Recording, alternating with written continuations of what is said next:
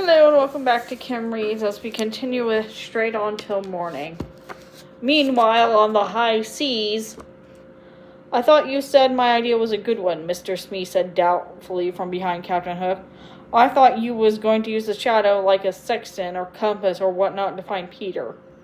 The captain stood ramrod straight at the reel, his lower jaw jutted out. That was one thing you could certainly say about Captain Hook. When he was moved by a plan, his own, or an emotion, his own, or a crazy idea suggested by another member of the crew, somehow reinterpreted as his own, his bravery and clarity of purpose surpassed those of the finest storybook hero. His antics might not have made a lot of sense to an outside observer, but he carried them through with the enthusiasm and fearlessness of a toddler who didn't know any better. Right now, the outside observers were his own crew, who pretended to do their tasks while visibly unnerved by the sea changes going around them. Most gave up and just twiddled their thumbs or daggers, trying to listen in on the captain's plan. Well, the bloody thing's a shadow. Looks out with great disdain. I can't put a gold needle in its mouth and align it with north now, can I? I need someone else's expertise on the matter. Outside direction on how to filter its essence into compass form. Yes, Captain, I see that, but... Smee swallowed. Madame Moria? I don't see anyone else with a better idea, Hook said with a sniff. I don't like the idea too much myself, but there's times a villain has got to rely on a little help from his people. His community, as it were. Exchange some trade secrets. My expertise is piracy, not black magic. Moria is conjured out of the darkest fears stupid little children have of old women and their unknown habits. She'll help, out of professional courtesy, if nothing else. Unknown habits, Zane protested, overhearing. Everyone's normal's got a granny. Smacks of ageism, don't it? Not if it's specifically the unknown habits, Major Thomas agreed. For years I didn't know that the foul-smelling cack me Nana smeared on her rump every morning was anti-wrinkle cream. Thought it was oils decocted from the placenta of unborn babes, so she could fly or summit. What was the recipe? The Duke asked, trying to sound casual. Oh, shut up, you lot. I said stupid children, didn't I? Hook roared. Who knows why they fear their old neighbors and not rabid dogs or Staphylococcus aureus or stepping out in front of oncoming carriages. Now shut up and let me remember the passages over Soul Sucker Reef. The heavens turned murky and thin, and patches between resonant clouds. The sky was black with cold, unglittering stars. Despite its late afternoon, a wind picked up so hideous and unclean that even the most wretched hired shuddered and held their noses against the foul stench. Polluted thoughts came with it, and not the unfamiliar nightmares of witchery like ravens and cats and curses. Those were presages of end times, battlefields crawling with things no longer quite human. The dead and decaying in piles on the ground to every horizon, the wretched howl of the last person alive. Far too quickly for some on board a rocky island emerged out of the mist. Hook muttered, port, starboard, a bit, keep it steady to himself. His eyes as cold and unblinking as the alien stars above. There was a dock on the otherwise empty island. Despite the crew's desperate pleas to weigh under anchor farther out, their captain refused. You, none of you, would still be here when I was done, was all he would say, without his usual bluster and speechifying. The truth was enough to silence the men. Ever so carefully, Hook piloted the ship in. Strange apparitions appeared at the dock, their mouths stripped to the planks, and they flickered in and out of view at irregular intervals, but they caught the ropes thrown down and tied them neat to solid-seeming cleats. Soon, for better or worse, the boat was fastened tightly and in no danger of drifting off. Captain Hook seemed almost jolly as he put on his hat and adjusted his mustache. "You're with me, Smee." "I was really hoping you wouldn't say that," the other pirate murmured sadly, pulling his own cap down over his ears. The captain grabbed a jaunty stick and sauntered on the gangplank.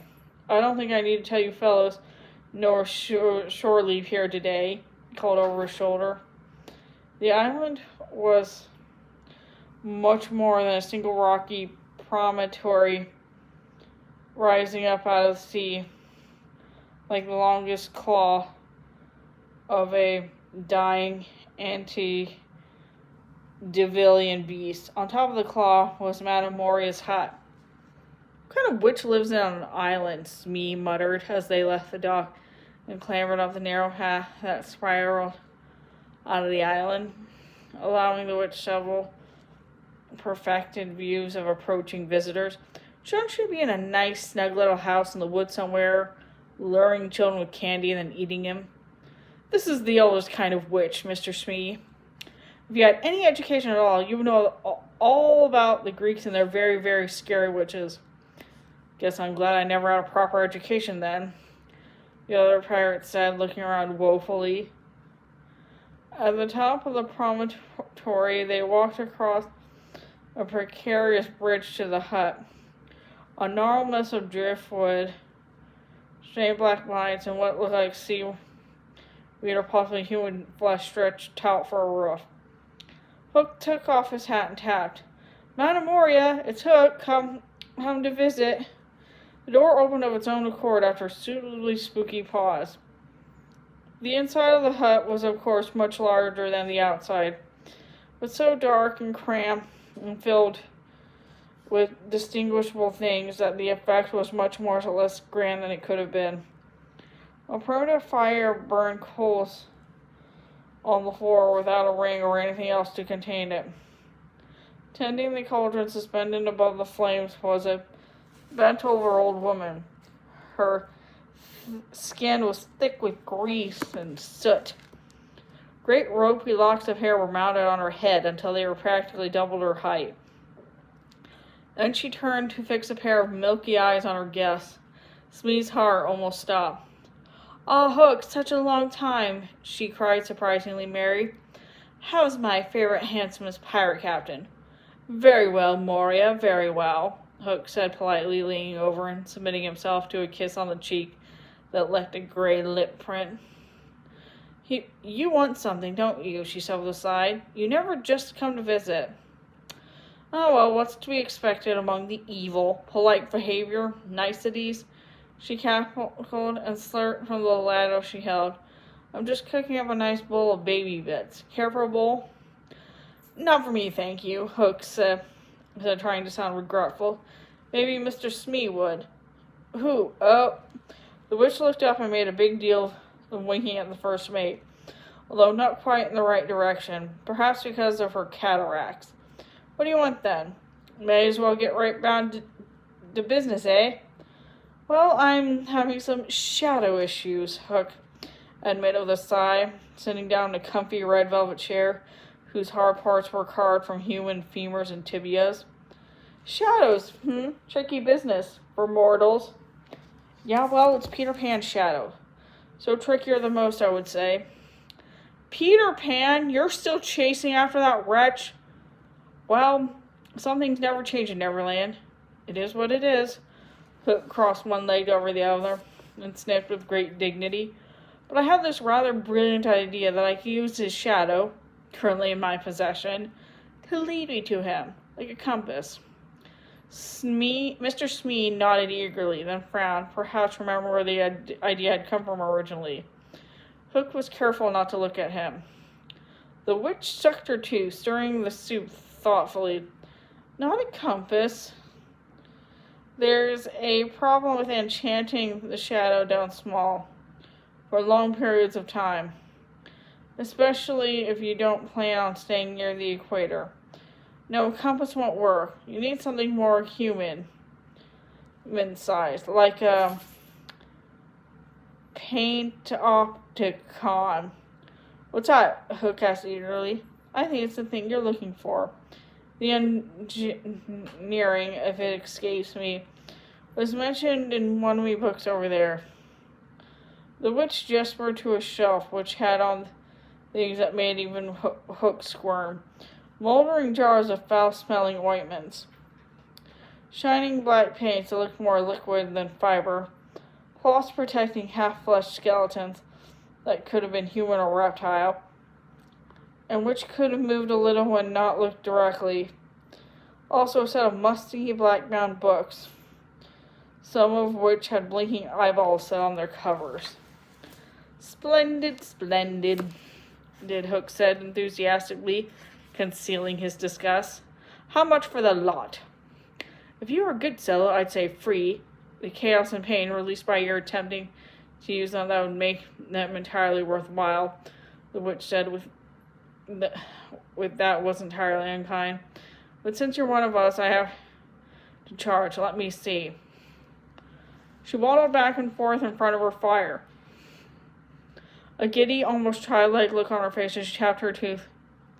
Hook fidgeted. Smee whispered, You don't think she'll make us get her more babies, do you, Captain? Even I have my limits, Hook whispered back. The witch rolled around, and both men jumped like boys caught by a teacher. All the rum on your ship, she declared happily. Not the grog, the real pure stuff. Also any kinds of sugar and a silk dressing gown. Absolutely, Hook said in relief. Whatever you like, it's yours. Maria rubbed her hands together in excitement. Strange oils came off them, but disappeared in the dust and smoke before hitting the floor. Smee began to itch toward the exit. Ooh, I haven't had a real drink in years, and there's spirits like it too. And you look like a woman who deserves a nice gown to eat your breakfast in, Hook said politely. The witch cackled.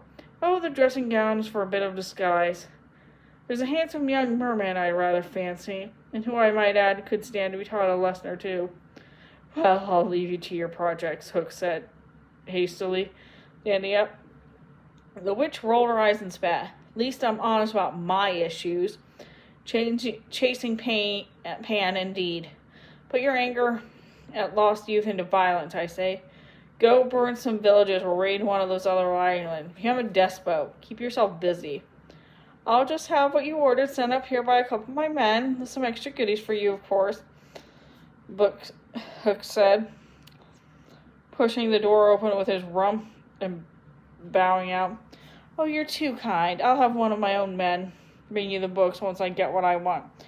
I don't suppose I need to tell you there's no way your ship is leaving these waters until you hold up your end of the bargain. And I don't need to tell you my cannons are aimed at your lovely house on the off chance you don't hold up yours, of course.